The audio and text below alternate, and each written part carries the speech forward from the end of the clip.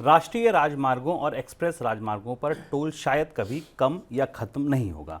Contract की अवधि पूरी होने के बाद भी इन राजमार्गों पर टोल टैक्स की वसूली होती रहेगी। केंद्र सरकार ने नेशनल हाईवे प्रोजेक्ट का ठेका खत्म होने पर भी 100% टोल वसूलने का फैसला लिया है। अभी तक ठेका मियाद पूरी होने के बाद टोल की टैक्स की जो दर थी वो 40% तक कम हो जाती थी, लेकिन सरकार के फैसले के बाद टोल की दरें घटने की संभावना खत्म हो गई है। सर, ऐसा क्यों कर रही है सरकार?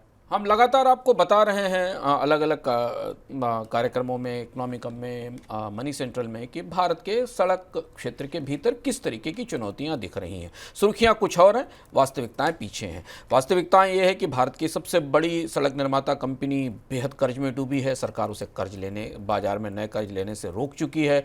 उसे सड़क बनाने के बजाय सड़क बेचने का काम दिया जा रहा है और अंततः इन सारी समस्याओं का जो ठीकरा है वो आम उपभोक्ताओं के सर फूटने वाला है। और वो ये कि एनएचएआई का एक नियम है कि जब किसी टोल के ऑपरेटर के साथ उसे बनाकर चलाने की अवधि पूरी हो जाती है तो या तो वो टोल प्लाजा बंद कर दिया जाता है या वहाँ टोल की दर में करीब 60% के आसपास की कमी की जाती है। और जैसे अगर टोल 10 रुपये है तो वो 4 रुपये रह जाता है।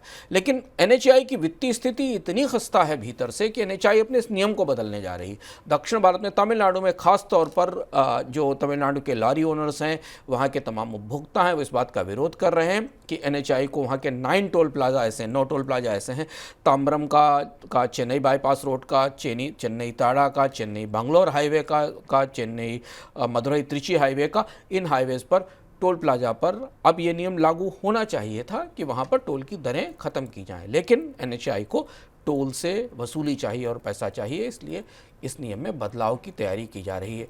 यानी एक बार अनुबंध पूरा होने के बाद भी टोल से निजात नहीं मिलेगी। और एक बार अगर एक इलाके में, एक क्षेत्र में एनएचएआई ने नियम लागू कर दिया तो फिर बाकी इलाकों में भी लागू होगा।